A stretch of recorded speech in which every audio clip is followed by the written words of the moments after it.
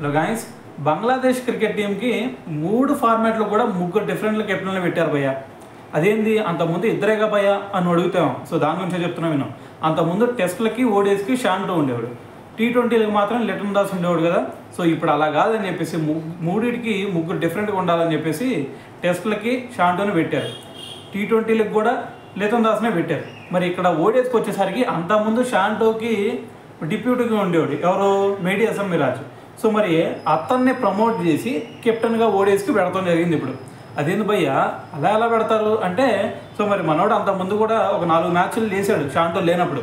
So అందుకని చెప్పేసి మనోడికి కొంచెం ఎక్స్పీరియన్స్ ఉందని చెప్పేసి 3 డిఫరెంట్లు పెడితే బాగుంటుంది అని చెప్పి మనోడిని తీసుకొచ్చి ఓడిఐ కెప్టెన్గా ముందు సీట్లో కూర్చోబెట్టారనమాట. ఇది పరిస్థితి.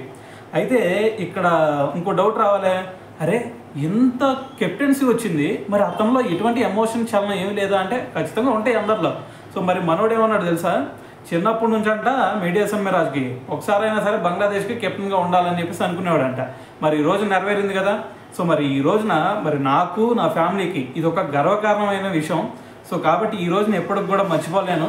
సో మరి దాంతోపాటు మా టీం మీద నాకు ఒక పూర్తి కాన్ఫిడెన్స్ ఉంది.